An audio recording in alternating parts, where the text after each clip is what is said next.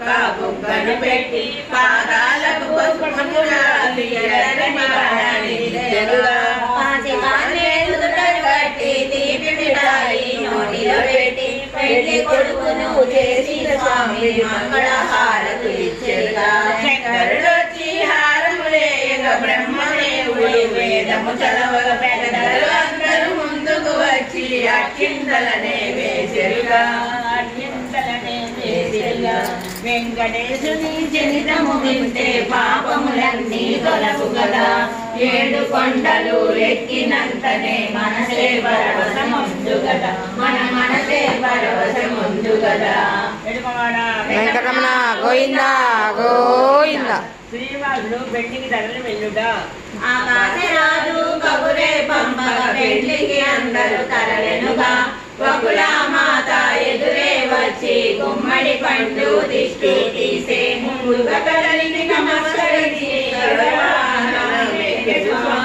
బంగారు పల్లకి ఎక్కి వకుల కొడుకు వెంట పరిణయమయ్యే పరమేశ్వరుడే పార్వతితోనూ నంది వాహనమే ఎక్కెనుగా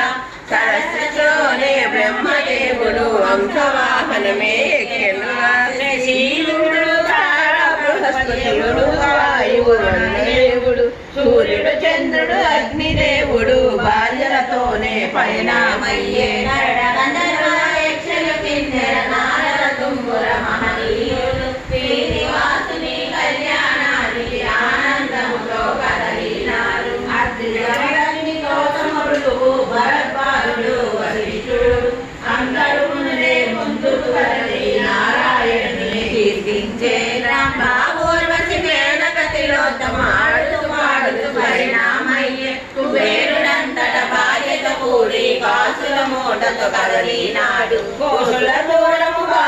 స్వామి కంఠము చేరెనుగా లక్ష్మీదేవి అంశను పంపి అవేలు మంగగా వెలసెనుగా తొండమానుడు స్వప్నం కాదా తొండమాను చక్రవర్తి స్వప్నం ఒకటి గాంచెనుగా కలలో స్వామి దర్శనమిచ్చి ఆలయం ఒకటి కట్టించమని ఆనందముతో వాస్తురీతిగా గోపురములతో ఆలయమునే నిర్మించెనుగా వంటశాలలు ధాన్యశాలలు చందనశాలలు నిర్మించే స్తంభమే చక్కగా నిలిపి ప్రాకారమునే కట్టెనుగా స్వామికి నిత్యము సేవలు చేయ మండపములు నిర్మించే భక్తులు అందరూ వచ్చిన కొరకు కొండకు మెట్లను కట్టించెనుగా స్వామి రోజు నిత్యము నీ పద సేవలతోనే తొండమానుడే ధన్యత చెందే బ్రహ్మోత్సవంలో బ్రహ్మదేవుడే తిరుమలగిరికి భక్తిత స్వామికి చూడగా వచ్చే